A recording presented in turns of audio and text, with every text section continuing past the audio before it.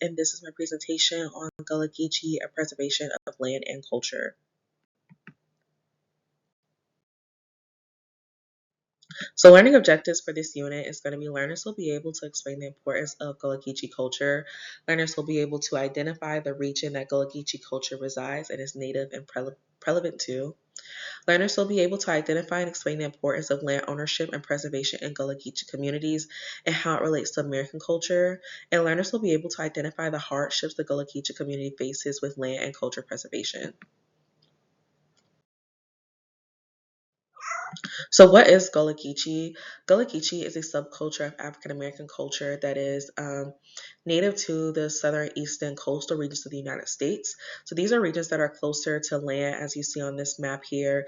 We have some of North Florida, Southeast Georgia, and some of South Carolina and North Carolina as well. So these are people that were enslaved Africans that arrived to the cultural regions of the United States, and they pretty much how Gullah Geechee culture came about was that these were enslaved Africans that were on lands, and they wanted to still have some pieces of home.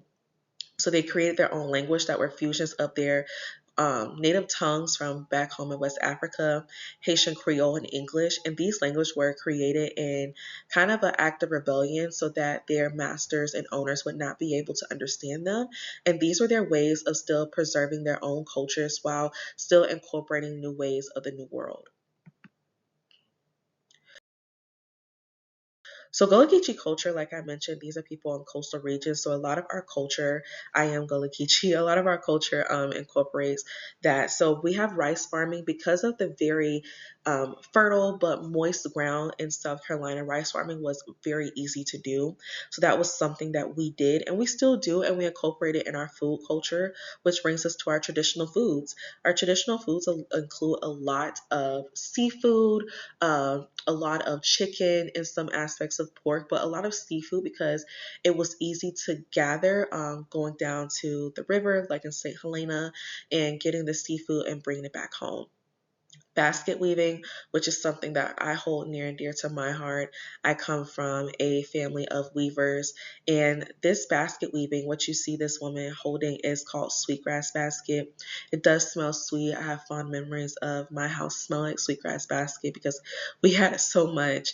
And basically, sweetgrass baskets were created to be tightly woven so that women and children could go down to the water and gather water and bring it back home. Now, it is used for more decorational purposes. I have a few on my table right here, and you can use them as baskets. My cousin is featured in this video where she has one on her belt buckle. I have sweetgrass earrings. So now it's more of a decorational thing.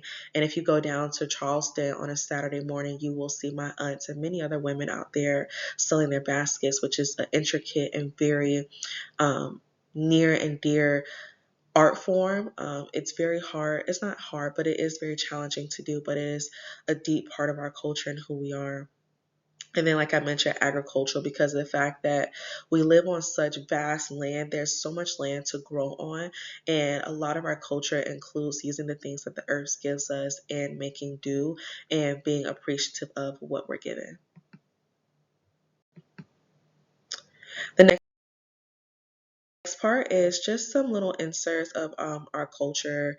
As you'll see, we'll have some farming, some landscape, and some notable pieces, or not pieces, but notable locations down in South Carolina. Some artwork that is featured from Gullah Geechee artists, and then the infamous show Gullah Gullah Island, which was a kids show in the late 90s, early 2000s, which featured a lot of my culture and a lot of Gullah Geechee culture and showcased how being appreciative and being a kind person, but also just the beautiful aspects of South Carolina and Geechee culture as well.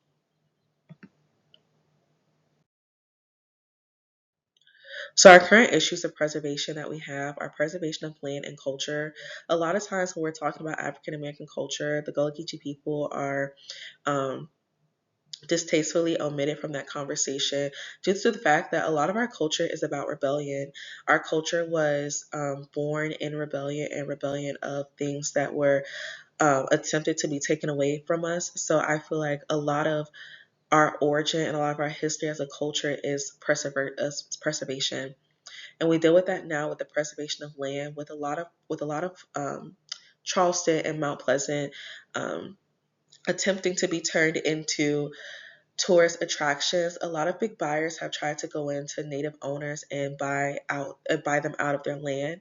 And these are lands that go back generations. I know that I can trace back 3 generations of my family, so I can only imagine people who are still living in South Carolina that can trace back probably to the first person that was brought over to the United States from Western Africa.